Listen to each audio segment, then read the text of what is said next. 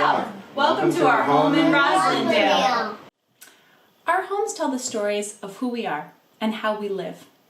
Our furniture and our decorating, our photos and our collections show how we live and what we value. We invest in our homes. We update, we remodel, we fix broken furnaces and dishwashers and ovens. We landscape and we plant gardens. We work to shape our homes into places that feel comfortable and look beautiful to us. These days, many of us spend a lot of time in our homes. People see inside our homes in ways that they never did before. We are holding meetings and interviews in our living rooms and kitchens. We are remaking bedrooms into offices and even classrooms. We are, whether we like it or not, inviting people in to see who we are and how we live. The ways that we live and what we value are also shown in the way we spend our money. Are you a checkbook balancer, a spender, a saver? I believe that our money, the money that my husband Jay and I earn together, can wield a great deal of power. Our budget will tell you the story of who we are and what we value. Jay and I began to share our money 11 years ago when we moved in together. We shared all of the bills, and then we each got our own chunk to spend as we saw fit. I used some of my chunk to fund my classroom, supplies, Doctors Without Borders, my local NPR station, and a little bit to Old South. I was raised with the idea of giving money to church each month, but as a young adult, I wanted my money to be out changing the world, not only paying for salary and building upkeep, which is what I assumed my church donations went to. I gave to organizations that I felt really represented me. I had a strong identity as a public school teacher and as an NPR listener. I could see myself in my mind's eye carrying an NPR tote bag filled with children's books. Giving all my money to church somehow just didn't seem as powerful. As Jay and I gained a mortgage and then kids, we had less in that chunk of our own money to spend. We had to decide jointly how to spend almost every cent of our money.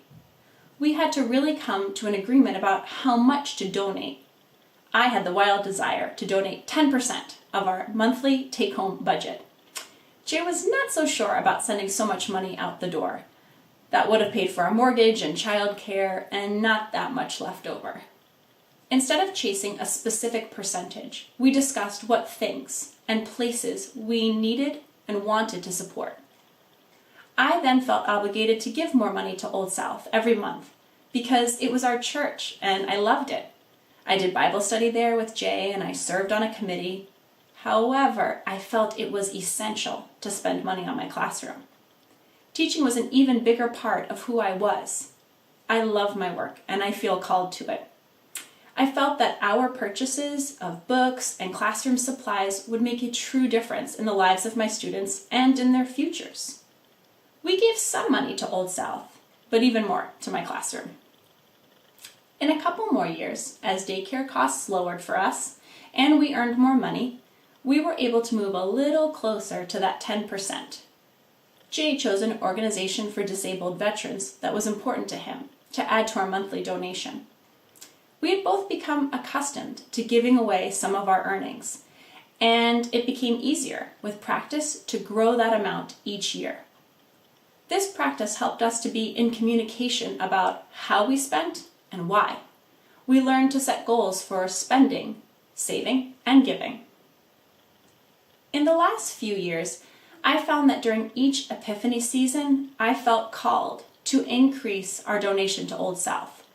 I was increasingly more involved, and our children were being raised in the church. Sam and Eli were giving money each week as well. Old South was becoming a bigger part of my identity.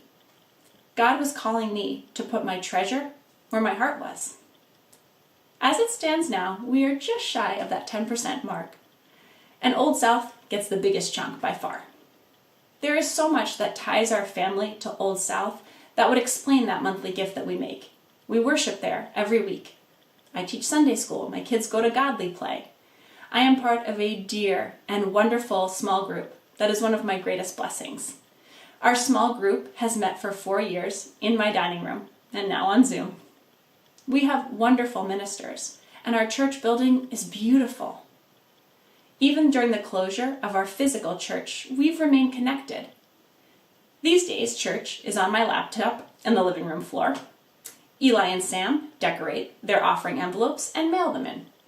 Sam and Eli play around me, just like they did in real church, and wait to hear the amen, signaling the kids' part. Sam often comes running downstairs yelling, "Eli, Pastor Sean is on!" We could all name 1,000 things that we love about Old South. There are also 1,000 things to love about NPR, or Doctors Without Borders, or Homes for Our Troops. My reason for putting Old South to the top of the list is because it tells the story of who I am. My neighbors, my coworkers, friends, family, even Facebook connections know about my church because I tell them my church's name, where to find it in the city, and what my church is doing in the world. Our children are church kids who tell their classmates that it's almost baby Jesus' birthday, and they write letters to their ministers.